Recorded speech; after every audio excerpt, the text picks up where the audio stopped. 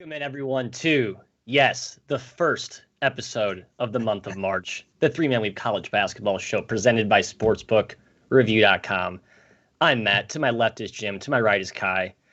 Fellas, the perks, the silver lining of a leap year, I guess, is that we just cut off the excess fat at the end of February, right? We don't need February 29th or 30th or 30th. Yeah, just screw that. Let's get into the month that we all put on a pedestal, that we live for. It's arrived. And for that reason, Ky, we have shoehorned some championship banter, some games are on the outline toward the end here.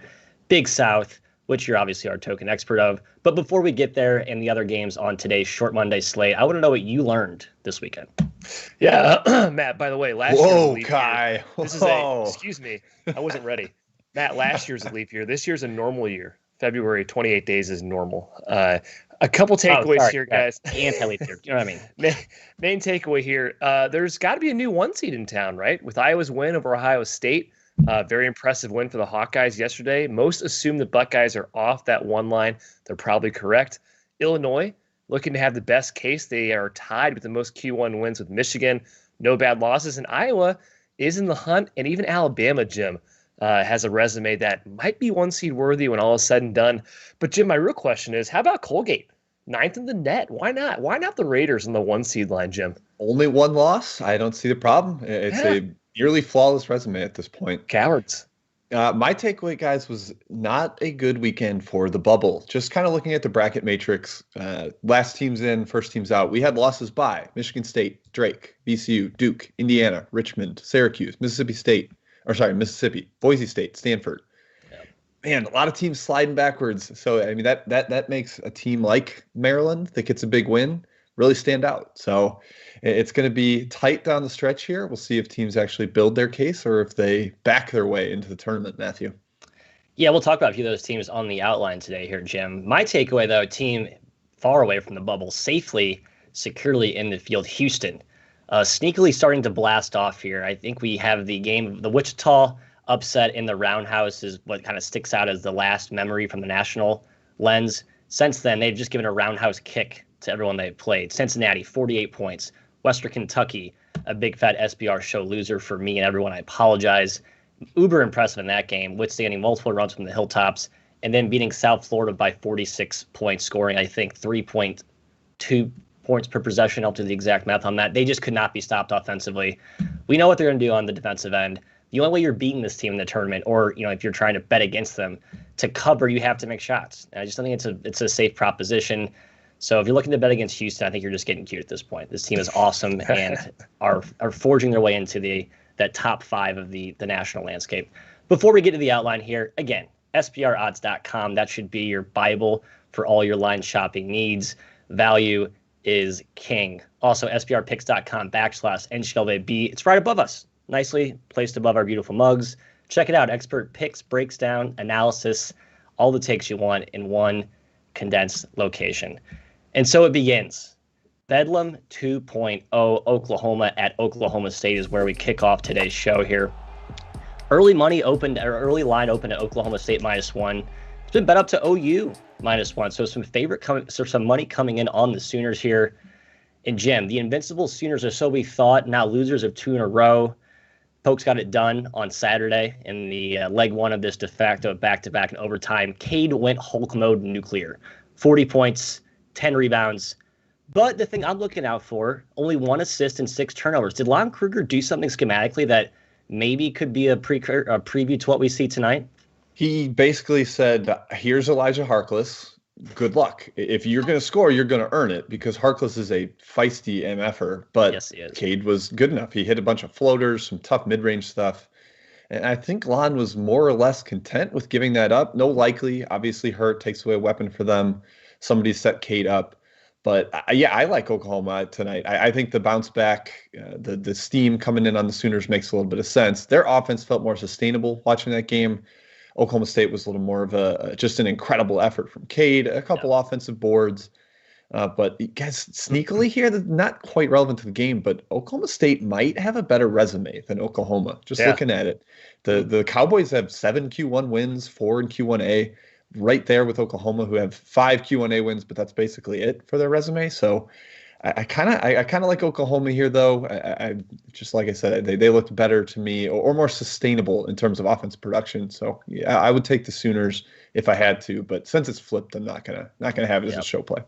Yeah, Jim, the Pokes are comfy in the dance and fighting for a top 5 seed. They could get even to a 4 line. I hope the NCAA kind of drags their feet on that appeal. I hope we get to see them in the tournament. I think they're gonna. I think they realize so, how harmful it would be to just take that team out right now. Although it would get people talking about them. So. Right. Yeah. OU's lost 2 straight. That K-State game, a little concerning still. I do think they bounce back here. OK State probably more talented, the more talented team, but OU I think is a better, let's say, cohesive team, better coached, Lon Kruger. So it's a lean mat for me as well to the Sooners. I lean Sooners. I made them a small favorite, so I think the early money has corrected the line. I think Jim mentioned it, right? The schematic way that Kruger defended Cade, I think, is the right approach. I think that takes a toll, especially with a short turnaround in a game where he may have to carry the load again, if Likely is out. Again, no update, I believe. He's got the busted hand. I'm not sure if it's a right or left-hander. Not that he shoots anyway, so it's not exactly a huge hindrance if he has to play with a cast of sorts. But something to keep an eye on, for sure. All right, next game here. We talked about North Carolina last week on the show. Man, this team makes 0 sense. So you get run out of your own gym by Marquette, and then you knock off the surging white-hot Seminoles of Florida State, who we're starting to crown as potential dark horse Final Four contenders. Although, Ky, we saw Florida State get up early in this game. They basically just took a nap the second half, and UNC caught them sleeping, ran away for an 8-point win, a huge win for the Tar Heels. Does it set up for a sleepy spot here, though, against Syracuse, who is off 2 losses of their own and now returns home to the Carrier Dome? I don't think so. Like you said, huge win over FSU, kind of redeemed themselves after that Marquette loss. Now, sure lock for the tournament. They're hunting for a 3 seed in the ACC tournament. Those narratives start to come into play this week, right, for tournament seeds. It's a big deal.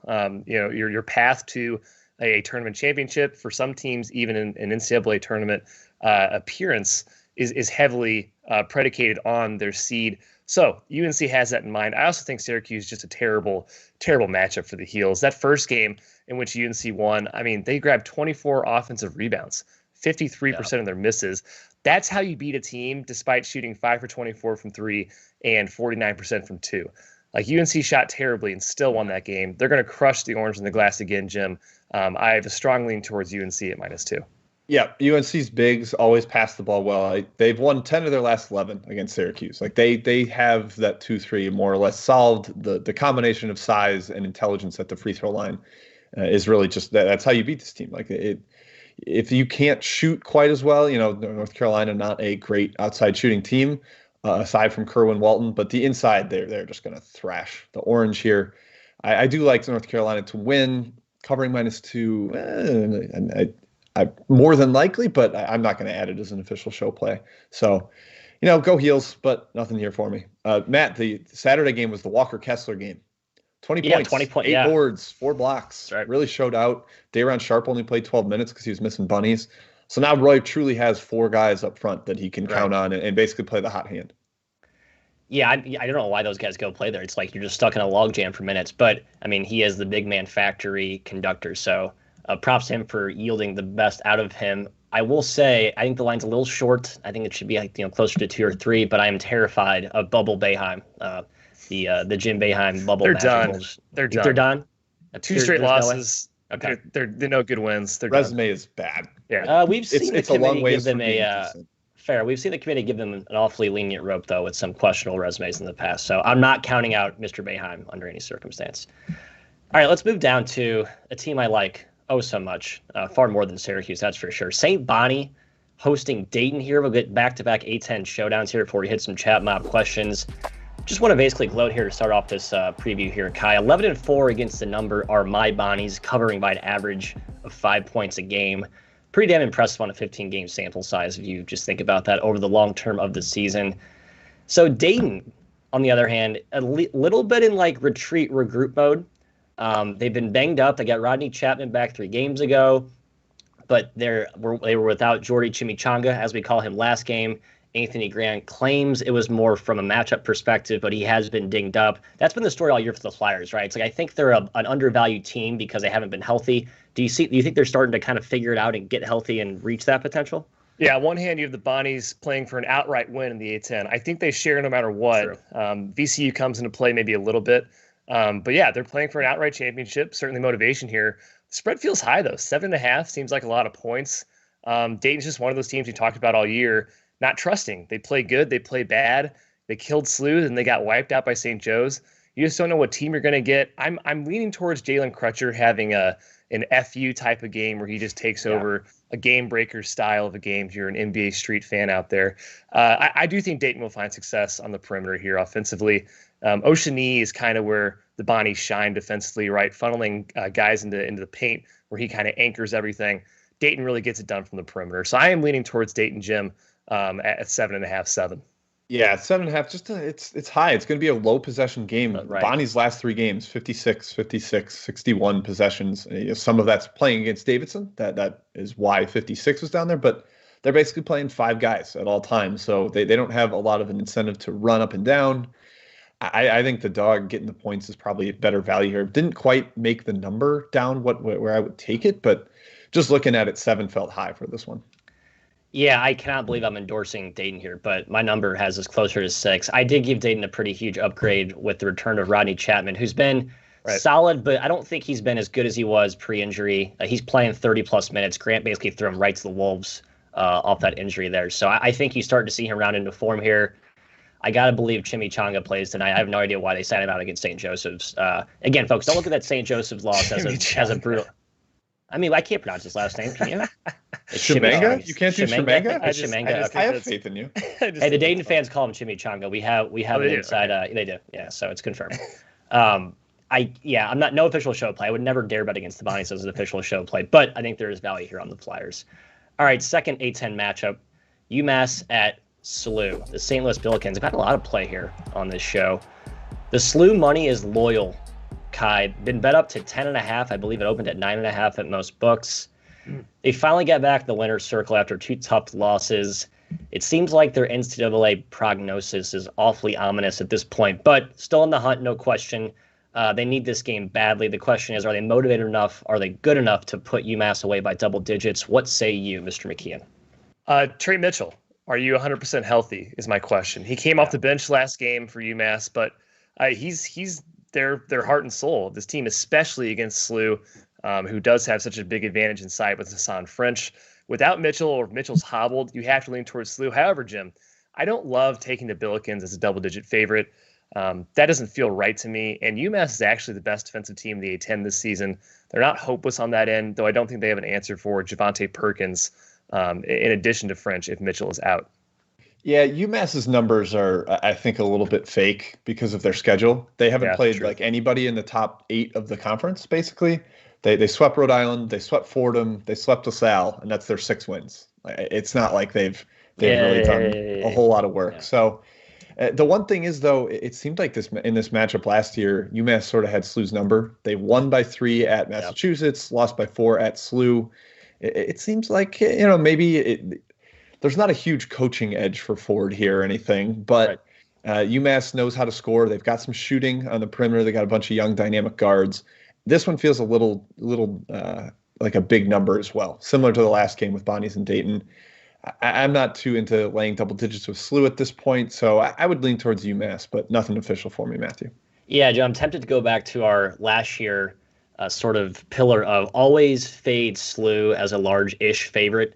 And this certainly seems like it fits in that mold, especially against a team like UMass, which has the athletes and size to sort of negate the typical edge that SLU does have, which we saw play out the last couple of years. It's a different SLU team this year, no question. And I'm sort of waving the fraud flag for UMass, given the scheduling points you mentioned. But no official play for me, just a slight lean toward the Minutemen.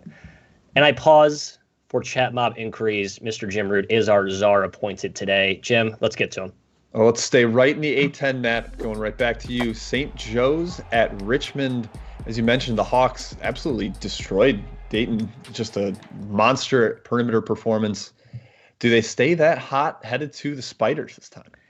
I kind of think the line is crazy high. I mean, you have to look at St. Joe through a completely different lens now with Daly back, just the way they played the last two games. Cannot believe that Richmond took money up to 13.5 to 14.5 is where it sits at currently. I would be inclined to take the Hawks here at the current number, Ky.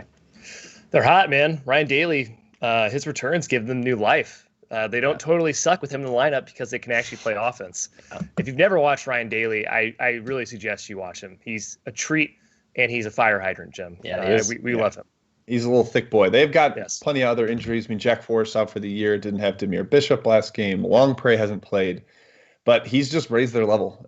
I would think, although this is a big motivation spot for Richmond too, they're in the NCAA tournament hunt still. Despite that loss at SLU, they're at least going to be playing for that. I just think it's too high with the current iteration of St. Joe's with Daly on the squad. All right, let's keep moving. One big blowout yesterday. Will we have another in FIU at Western Kentucky? Perry McNeil asking about this one. FIU seems like they have rolled all the way over. Yep. It feels like they lose by 30 or 40 every game now. Seems like to be a regular occurrence. So, yeah, I have no interest in backing that team. If you want to take Western Kentucky again as a huge favorite, that's kind of on you. That doesn't feel great either. But against FIU, if it's any team to take him against, that might be the team.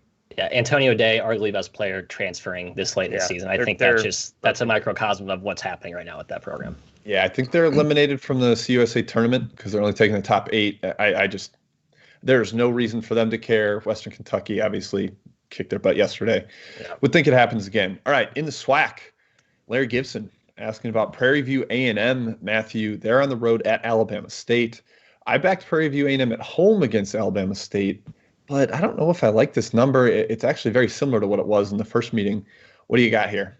Yeah, 12.5's high. I think it opened at 12 in those places. Man, I don't know. It's sort of the Bonnie's Dayton thing. I think my number leans to the dog, but there's just those teams who, you have we have our do not bet on teams, but definitely have the do not bet against list as well. And I would put Prairie View on that group. So no official play here. Yeah, last game went off at 17. Prairie View A&M forced 1 billion turnovers, won by 24. So maybe a slight lean to Prairie View A&M, but nothing strong. All right, quick 3-pack from Ray Paez.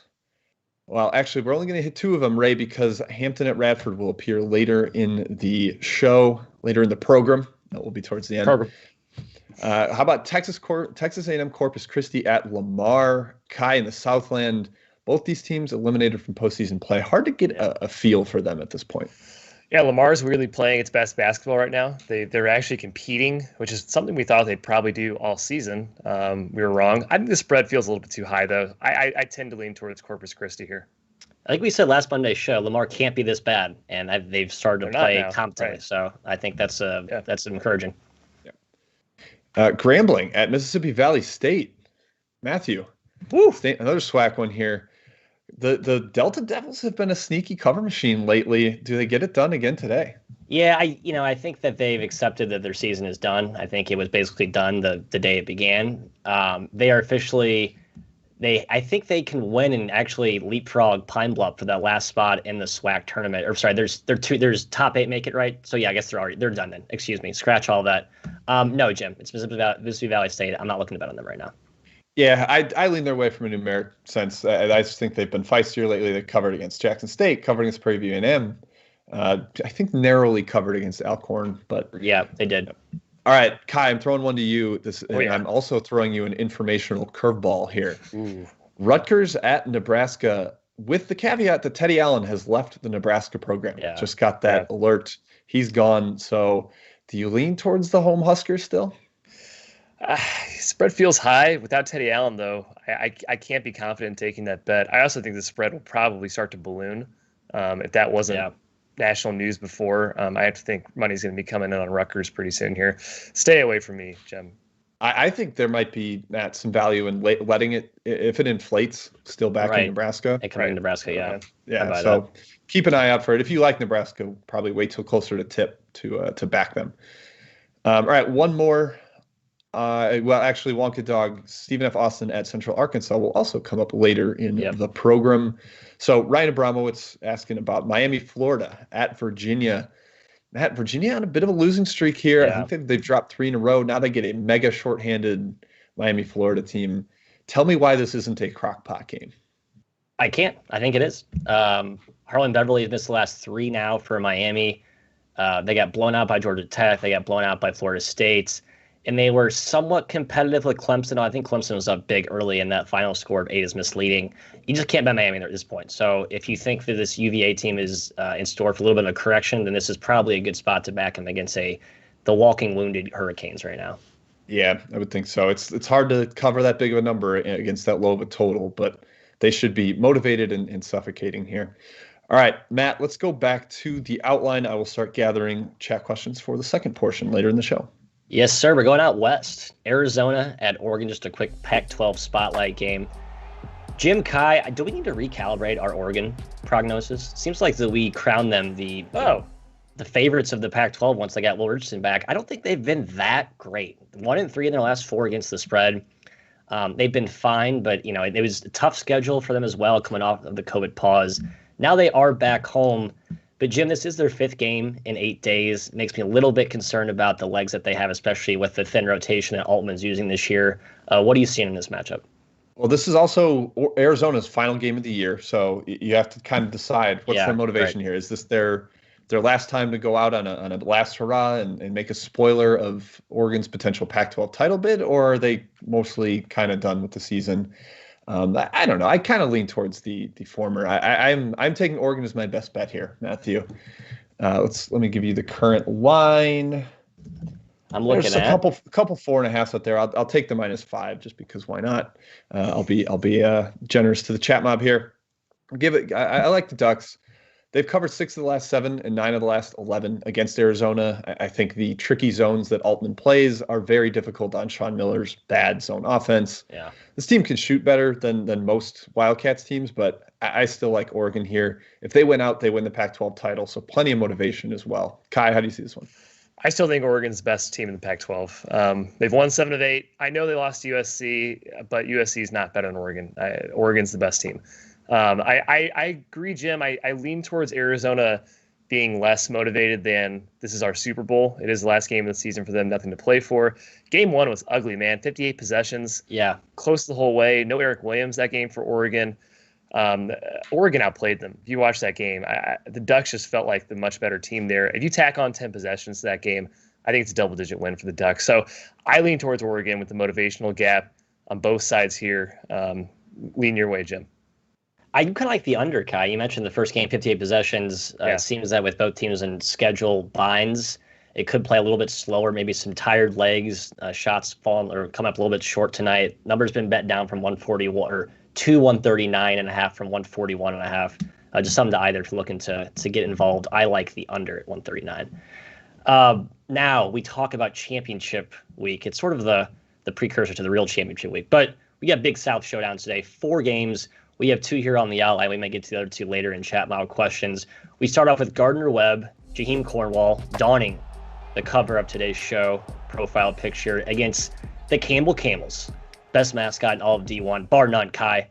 2 of my Big South pet teams. I'll be honest, I like both these teams, have all year, like what they're doing as of late. You're the Big South expert. What say you in this one?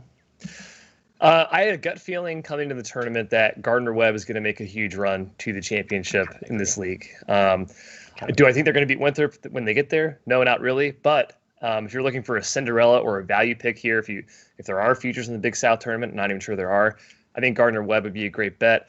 They are the 6th seed in this league, but they're the second best team per KenPom. This team is better than its record shows. However, Campbell's won 7 in a row. They're finally playing to where I kind of expected them in the preseason. But competition for them has been terrible. Basically, the worst 4 teams in the league has made up their last 7 games. Take that run with a little bit of a grain of salt there.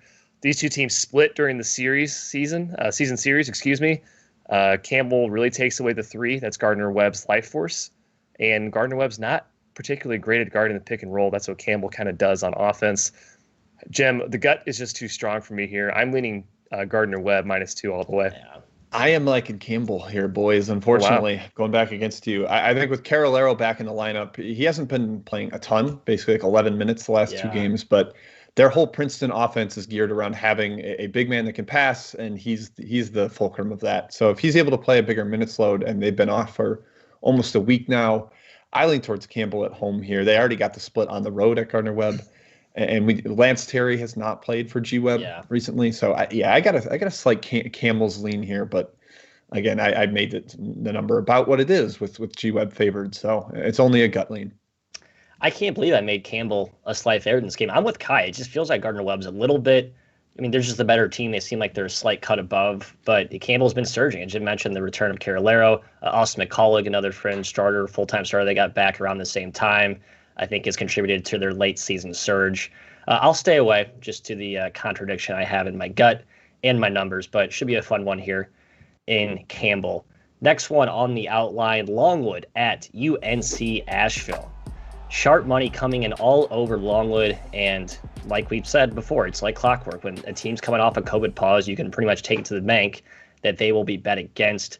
UNC Asheville, not just a delay, Jim, but multiple delays. They got paused for, I think, a week or two, and they had to extend it not once but twice.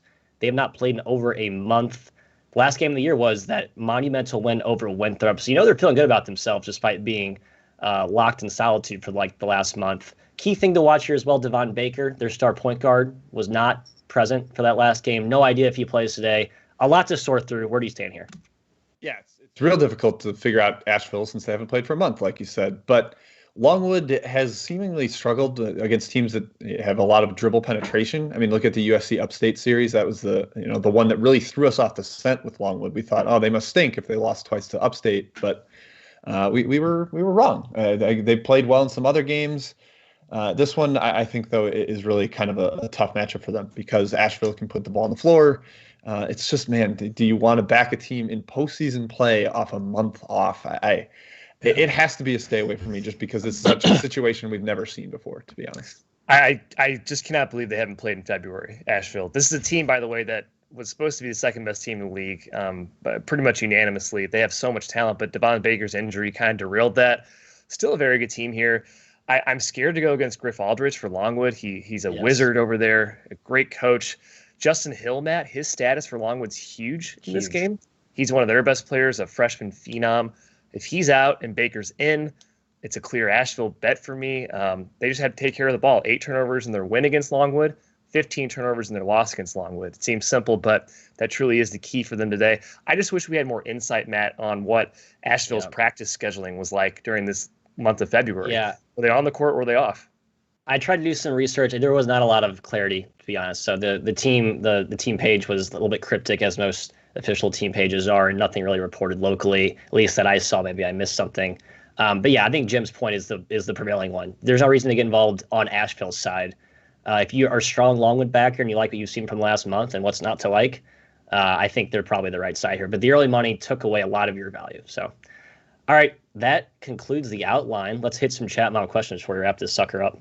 Nope, let's hit best bets first. Fine, best bets first. I'm just trying to give my best bet because I don't really know what mine is. There's not a lot on the board I like, but I'll go to Ky. What do you love today? Stephen F. Austin, boys, is my best bet. Minus 10.5, minus 11, whatever you can get it at. I like them a lot here. Playing Central Arkansas, first matchup here was a breeze, wasn't even close. SFA won by 26. SFA is also coming off a really bizarre loss to Lamar. Central Arkansas is coming off a very bizarre win against Abilene Christian. They were down 17. Insane second half. Yes, Insane. they were down 17 points in that game and came back against the best team in the league. Just incredibly bizarre both ways there. I have to think that flips today. Spot of all spots, I think, for the Jacks here. In addition to that weird scenario of win versus loss there, they're still playing for the Southland title. It's basically a 3-team race to the top, 4-team race, at the top right now. And they have Abilene and Sam Houston State on their schedule next. This is a key win. I think they're really motivated in this one. I think they blow them out. SFA minus 11. Yeah, SFA also no postseason for them. So the regular season title is their baby. So they should be highly locked in for this one. I definitely lean your way there, Ky. My best bet was Oregon minus 5, taking on Arizona today. I just think a little bit of a motivation there too with them trying to get the regular season title. Arizona's last game of the year. Ky, it was minus 11 was your SFA line there. Yep. All right, Matt, what did you settle on? I told the people we were going to have something in the Radford game. Did I lie to them? You did not lie, Jim. I'm just checking the current line. I think it's 8 everywhere. Radford is my official 7.5. Oh, perfect. Done. I hope it lands 8 then. Or 18. I'll take 18 as well.